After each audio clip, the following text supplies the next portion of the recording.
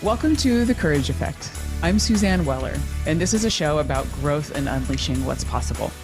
You will hear inspiring stories about what courage looks like, how we navigate what's getting in our way, and the opportunities that surface when we choose courage over comfort. Let's get started. Welcome, everybody. It's Suzanne. I'm so thrilled to have you here at The Courage Effect today. So my guest today is a dear friend of mine who I met, I'm trying to think about how long, probably about 6 years ago.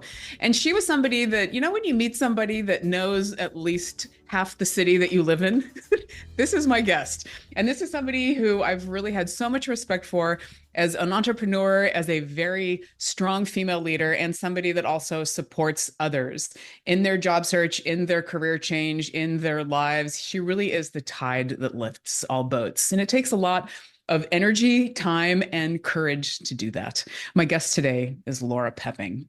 Lora is the proud founder and president of Plum Coaching and HR Consulting, a firm that provides services related to career and job search, as well as human resources consulting. Lora's career started in higher education and pivoted to recruiting, which she did in-house at Deloitte, Pricewaterhouse, and Microsoft, where she spent 13 years focusing on recruiting, leader onboarding, and diversity and inclusion. After being laid off in 2011, Lora launched Plum as a job search coaching firm, taking what she knew about recruiting and reverse engineering it for clients. Plum is now a team of almost 20 HR consultants, career and job search coaches, and resume writers. Lora and her husband live in Seattle and have two fully launched daughters who now live in Chicago and Austin. Lora, such a pleasure to have you here. Welcome to The Courage Effect. Sure, you hear this all the time, Suzanne, but when you hear yourself being introduced, it's almost like being at your own funeral where someone's delivering a eulogy and you're like, wow, I get to listen to that. That's pretty cool. So thank you, Suzanne. That was terrific. Well, I'm grateful we are not at a funeral. Yes, absolutely, 100%. And it's the holiday season, not a good time to talk about that. But I will say, from the perspective of the person who's being talked about, it just feels like this beautiful opportunity to hear something that you wouldn't normally hear. So thank you. One of the things that really strikes me about you, so much of what you do is reinvention, right? The whole idea of helping people in new jobs, helping people to find new jobs, really reinvent themselves or to navigate their own pivots. And you started Plum based on your own pivot. But there's also the other side of that, which is, there's the courage of finding something new. That obviously takes a lot to go through that reinvention process. But there's also the courage to stay. There's also, when we decide to stay, what are the terms of which we base that on? How do we do that in a way that is really meaningful for us? So I'd love to have a conversation with you today about staying. And, that's really, I loved when we talked about this because, as you mentioned, in my line of work, it's about making a change. We do outplacement work for companies, and people are having to make the change like I did, not because it was their decision. And on a daily basis, myself, the coaches on my team, the resume writers, they're all doing their work in service to people making this change or career pivot. And when you and I were talking about this topic, there's a whole host of people out there who are discerning whether making a pivot or a change makes sense. And it's okay if the answer is no.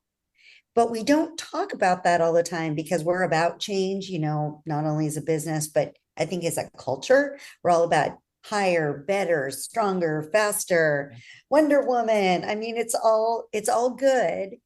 And it's okay if through that discernment, you decide that change is actually not preferred and you want to stay put. So I love that we're talking about the courage to make the decision to stay either in a job or in a career path. So yay for us.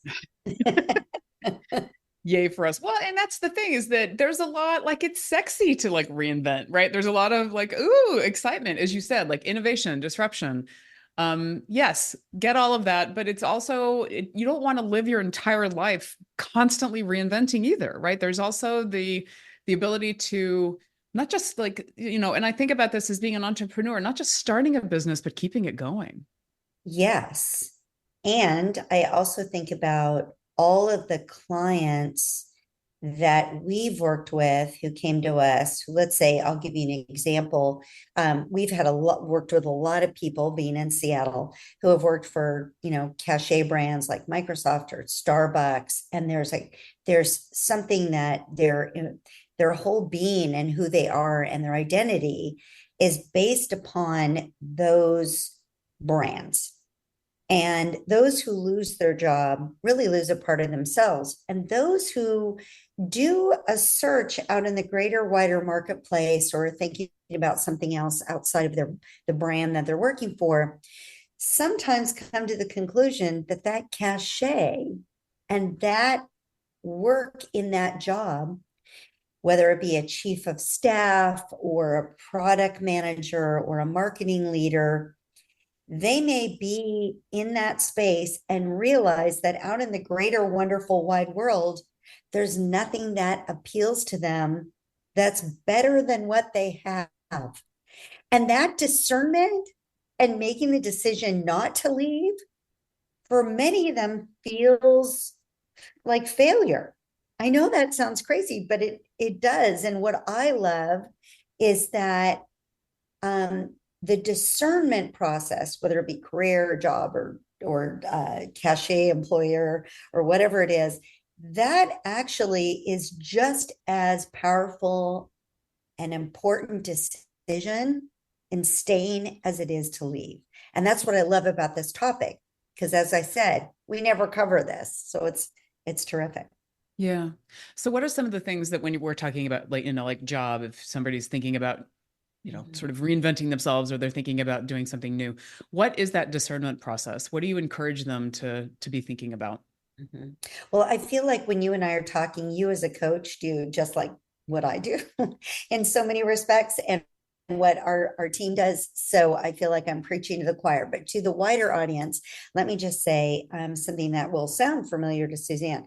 First of all, you have to understand yourself and what your priorities are. What do you need? What's missing in the job you do have? What's missing in the employer that you are working for?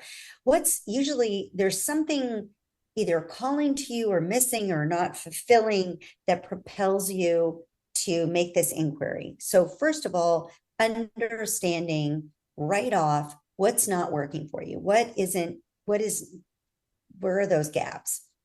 Then making sure that you understand what actually exists in the marketplace, because we oftentimes make up these unicorn jobs. Yeah. Where we think, oh, I'm in a job or I'm working for a company and the grass is greener on the other side. And there must be these beautiful rainbows and butterflies and unicorns and higher paid jobs and all these things, which could be. However, oftentimes the reality of what is actually out there doesn't align with what they thought was going to be out there. And so understanding what's out there is process number 2. And all this, of course, is great when you do it with a coach, whether it be Plum or Suzanne or someone else. So I'm a big believer in coaching. The next thing is you better have a good, strong message that aligns with what it is you want to do. Because if you're making that pivot and I don't understand why that pivot exists or what you've done that aligns with the job I need you to do, if I'm a person that's making the decision on whether to hire you or not, whether it be a recruiter or a hiring manager, it has to be really clear to me where that overlap happens. And in our work, it's about that Venn diagram. Here's the job. For those of you on radio or listening via podcast and not visualizing it, if you know a Venn diagram, it's a circle over 2 circles overlapping. And one circle is the job that you want, and the other circle is you. And the center part is your messaging. And that is really the gift of what Plum does. Again, not trying to sell Plum, but that is a really critical part of this process. Well, and thank you for all of that. And I couldn't agree with you more with, I mean, it's the storytelling aspect of it, right? It's a matter Yes. of who you are, but then what is the next chapter that you want to create? And let's base it on reality. Yeah. Now, believe me, there are people that have come to me and they talk about this job, and I just go, okay, when you find that job, I want that job. And sometimes they find it. Sometimes it's out there, and it usually comes through someone they know, not something that they've seen posted. But here's the most important message. Sometimes you go through all that discernment and your messaging and everything, and you go out and explore, and you realize that staying is a much better decision for you, and it offers all sorts of things. And when you build your confidence around your messaging and you've done that discernment, you're staying because it's your decision, Yeah. yours. And that's very empowering. Well, and also the whole idea of you can make small tweaks to stay too, right? Like that's the thing. Like as you said, maybe what are the things that aren't lighting a spark right now? How can I actually make some smaller tweaks without completely blowing things up? Yes, absolutely. Yeah. We know how to do that too. I got resume writers that can do that. How many, I mean, and there's also, I wonder about people that, get the new jobs. I mean, we've both seen this and they're like, oh God, what have I done? They started it. They're like, okay, regretting that they left the old job. Usually, when I see that happening, it's because they didn't go through the full discernment process. They went with their ego. They went, oh, someone wants me. I call it being invited to the prom. You get so excited you're invited to the prom, and then you forget that you actually didn't want to go with that person. And you don't do that discernment around whether that's your optimal decision. And sometimes knowing that there's a prom out there and that there are people interested in you gives you that flexibility to now do that exploration to see if you want to leave or have the interest in staying. Yeah. All right. Well, we're going to cut to a break. I want to come back. I want to talk more about the job prom, and and when you decline an invitation, maybe you can share some stories about that. So Sure, let's come back absolutely. after a minute. This is Suzanne and the Courage Effect. Stay tuned. Hey, everybody. It's Suzanne from the Courage Effect. As the seasons changed, I poked into my closet and discovered how stale my wardrobe had become. Everything felt boring, and I wanted something different and fresh. I grabbed my laptop and remembered Armoire. Why not clothing rental? I could experiment with new styles from jeans to something fancy without spending a ton of money and buying clothes I would only wear a handful of times. Armoire makes clothing rental easy. Build a perfect seasonal wardrobe with brands that are unique, sustainably sourced, and owned by women. All you have to do is take the style quiz, select items from your personalized closet, and they will ship them straight to your door. Armoire allows me to indulge in high-quality designer clothing with no guilt. They promote sustainability with fewer items ending up in the donation bag and landfill, and no dry cleaning fees. Trust me, your cramped closet and the environment will thank you. If you're ready to have your dream closet delivered to your door, you must try Armoire. And right now, my listeners can give Armoire a try and get up to 50% off their first month. That's up to $125 off.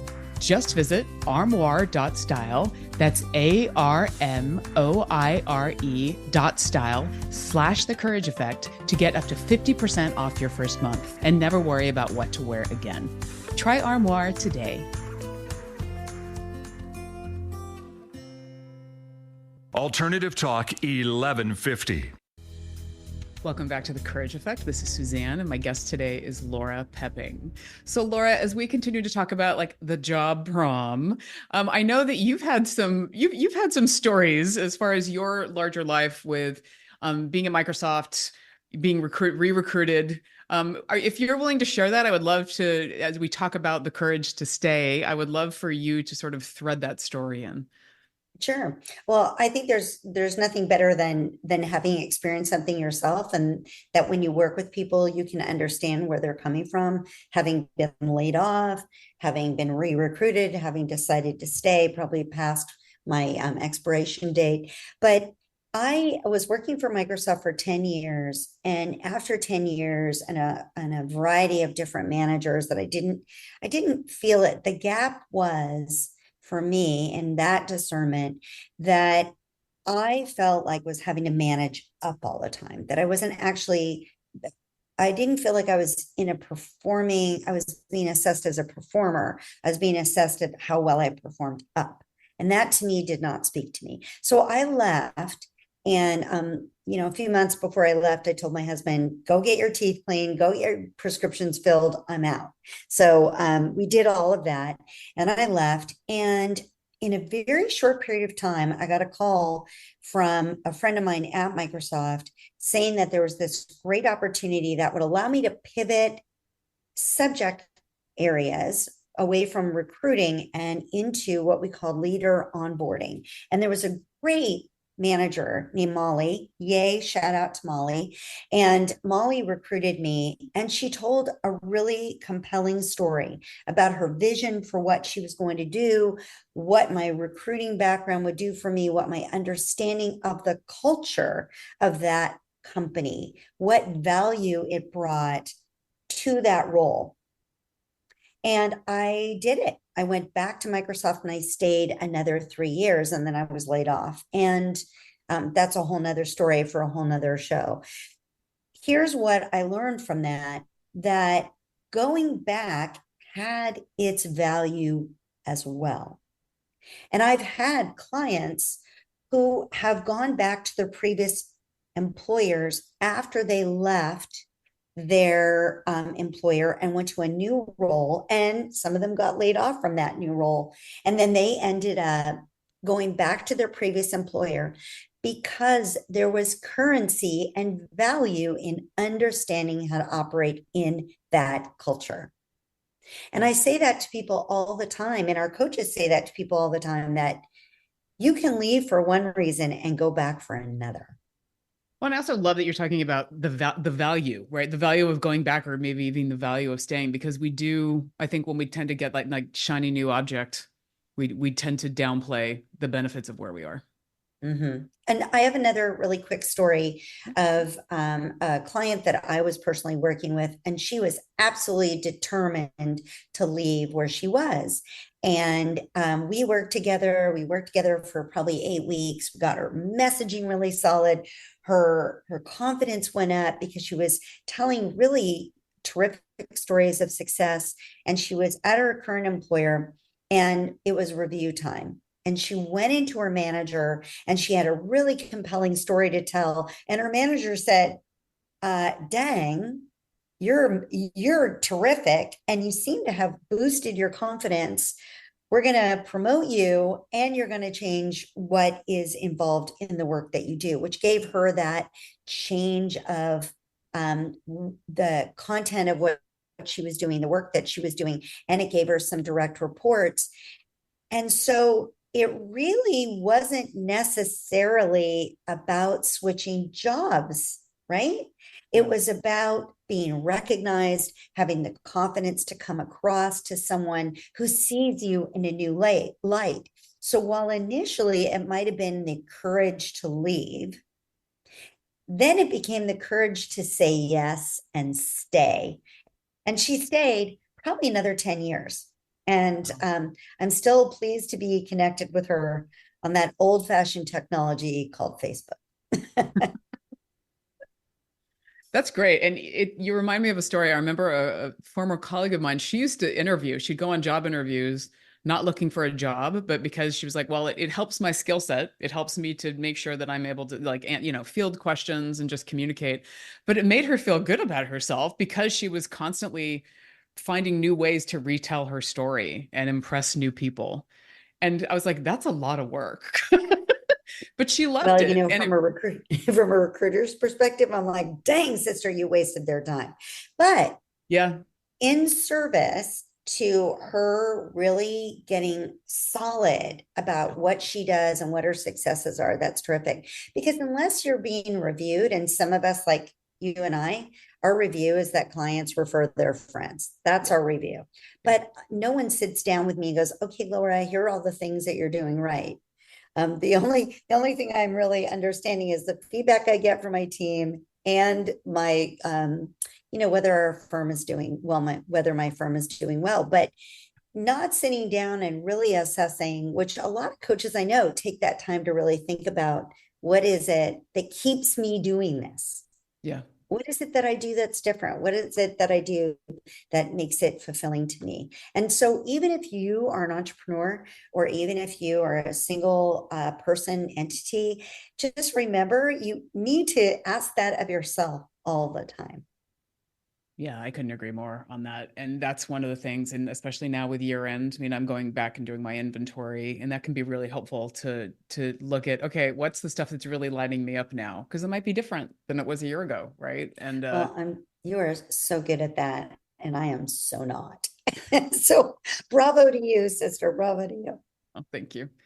I'm wondering when we keep talking about discernment. So the whole idea of, taking the time to really understand, how do you discern whether you're compromising your values? Like if you're in a situation where, maybe something's just not feeling right. I mean, obviously there's times where like the writing is on the wall very clearly if you're living out of your values, or if you're with an organization that is opposed to it. But I'm just curious, what are some of the questions that you have people ask so that they are being true to themselves?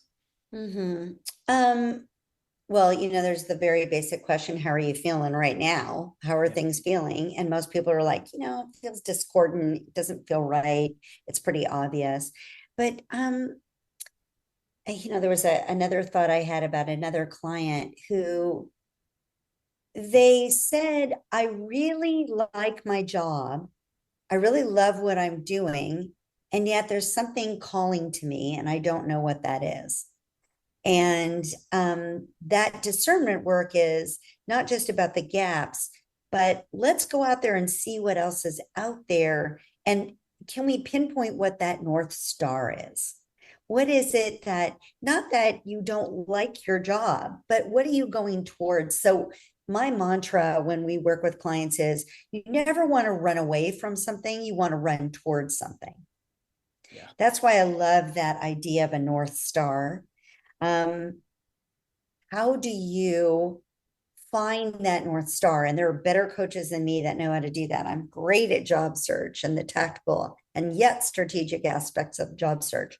But there are people like you, Suzanne, who people come to you all the time and go, I had a great job, I'm compensated well, I really like it. And yet, and so then it's like, okay, well, let's figure out where your North Star is. What is it that is attractive to you? Who has a job that you've talked to them at a cocktail party and you went, oh, I want that job? I mean, I had my own firm for probably a good 8 years, and it was going really well. And someone said to me, I'm a huge Seahawks fan, and someone said to me, Russell Wilson has a company and he's looking to hire a director of recruiting. And I was like, could I chuck it all? Could I chuck everything to go work for Russell Wilson? I'm glad I didn't, not because I don't like Russ. He's a good guy, even though he plays for another team. But here's what I realized. That was not my North Star.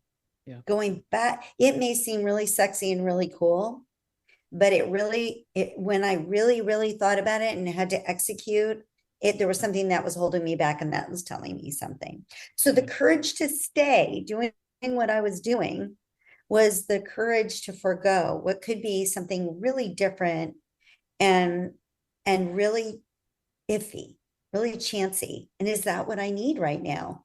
And at that point in my life, I didn't need to do that, because starting my own practice was chancy enough. Yeah. Well, and it's making me think too, when so I'd moved to New York. I was there for about a year, and then I actually had an opportunity to move to London. And I'd always wanted to move to London even before I moved to New York. And it was so appealing because I was like, oh, London, when am I going to get a chance to do this, when somebody's going to pay for me to do it and deal with all of my immigration stuff?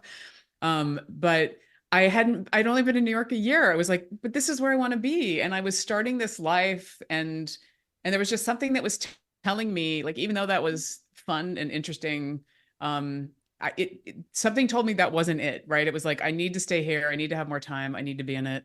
And that was a time when saying no actually felt really good. And sometimes I would tell people that, they're like, you're crazy. Why did you say no to that? I'm like, well, I want to stay. This is where I am. This is what I'm feeling right now. And I think it does take courage to do that, even when people are questioning your decision. And those are the voices that we listen to all the time. We work with recent college grads. We have 3 coaches who work with recent college grads, and drowning out the noise of love them, but the parents and all the other people who are experts to them and trusted advisors, and saying no to those things. You can graciously say no. And actually, you asked me, how do you graciously say no when someone's made you a job offer or given you an opportunity? And I think the same holds true for anything that you do. It's how you handle it. What is your graciousness? What is your answer? So working with a coach or working with a trusted advisor can really give you that muscle to learn how to say no.